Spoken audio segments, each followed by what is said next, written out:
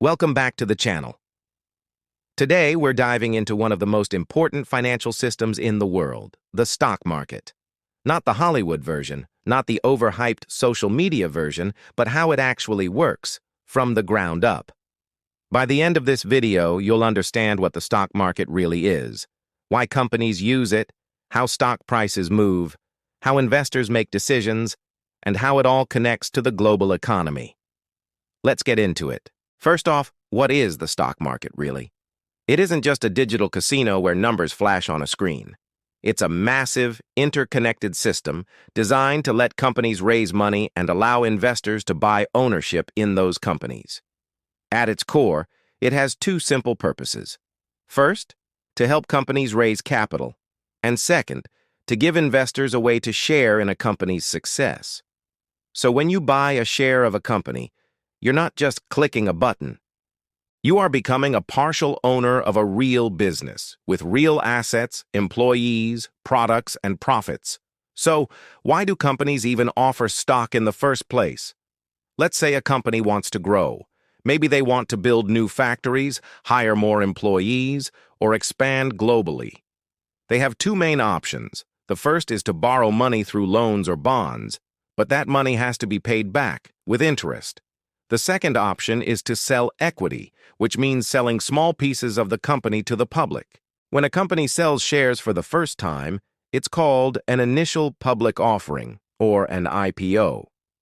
After the IPO, those shares trade freely among investors on the market. Companies use that initial capital to grow, innovate, and compete. In return, investors hope the company becomes more valuable over time, making their shares worth more.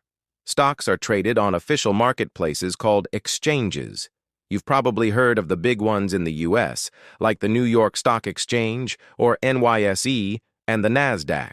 There are also major exchanges all over the world, like the London Stock Exchange and the Tokyo Stock Exchange. These exchanges do three essential things.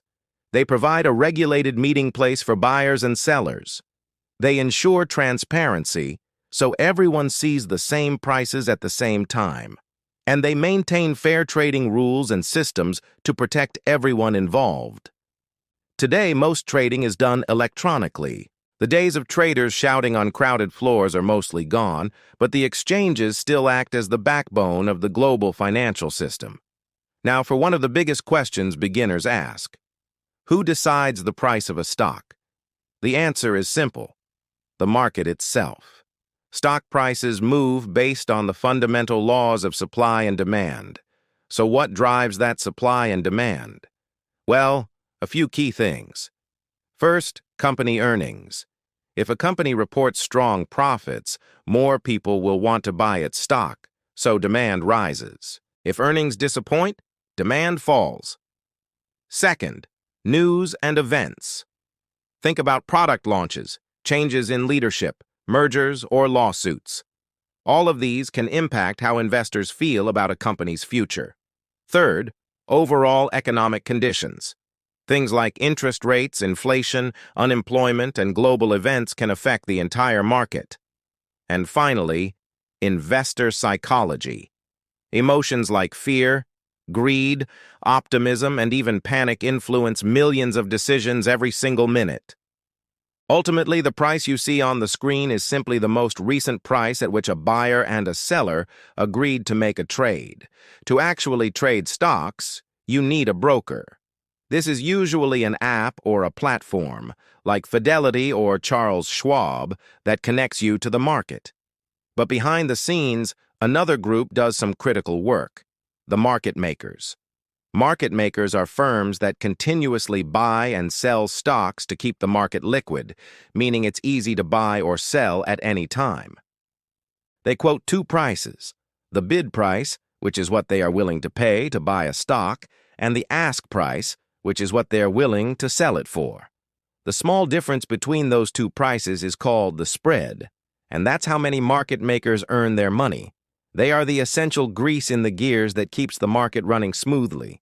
There are several different strategies that investors use, depending on their goals and risk tolerance. The most common is long-term investing. This is the classic buy and hold approach, where you keep your investments for years or even decades. Historically, major stock indexes like the S&P 500 have consistently grown over the long run, rewarding patient investors. Another popular strategy is dividend investing. Some companies share a portion of their profits with shareholders through regular cash payments called dividends. It's a way to earn income from your stocks without selling them. Then there's growth investing, which focuses on innovative companies that are expected to grow their revenue much faster than the overall market. Think of tech startups or biotech firms. On the other side is value investing, a strategy made famous by Warren Buffett. This involves finding good, solid companies that are trading for less than their true or intrinsic worth. Finally, there's short-term trading, which includes things like day trading or swing trading. These strategies aim to profit from short-term price movements. They are much higher risk, much higher stress, and frankly, much harder to succeed at than long-term investing. So how do investors actually make or lose money? There are two primary ways to earn a return. The first is through capital gains. If you buy a stock at $100 and sell it later for $150, you've made a $50 capital gain or profit. The second way is through dividends. If a company pays a dividend of $1 per share each quarter and you own 100 shares, you'll receive $100 in cash every quarter. Of course, losses happen the same way. If you buy a stock at $100 and have to sell it at $70, that's a $30 loss. Understanding this risk is crucial. The stock market moves in cycles of ups and downs, and even the greatest companies in the world experience price drops. Instead of just tracking individual stocks, many investors look at indexes to get the big picture. An index is a curated list of stocks that represents a particular segment of the market. You know the names: the S&P 500, which tracks 500 of the largest U.S. companies, the Dow Jones Industrial Average, which follows 30 major American corporations, and the NASDAQ Composite, which is heavily weighted towards technology companies. Indexes are incredibly useful because they help us measure the overall health and performance of the market or a specific sector. And here's a fun fact.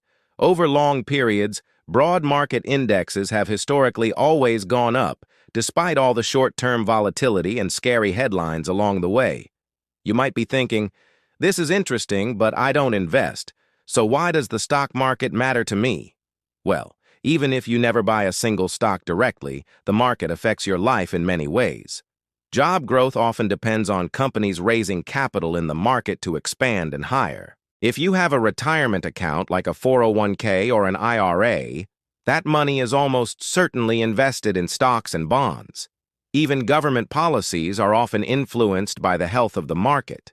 And all the innovation we see, from electric cars to artificial intelligence, is largely fueled by capital raised in the financial markets. The stock market truly is one of the primary engines that drives the entire global economy. And that's a deeper look at how the stock market actually works. It's a massive, complex system, but once you break it down, the core principles are surprisingly simple. Companies need money to grow, investors want to profit from that growth, and the market is the system that connects them. If you enjoyed this in-depth breakdown and learned something new, make sure to hit that like button, subscribe for more educational content just like this, and comment below to let me know what financial topic you want explained next. Thanks for watching, and I'll see you in the next video.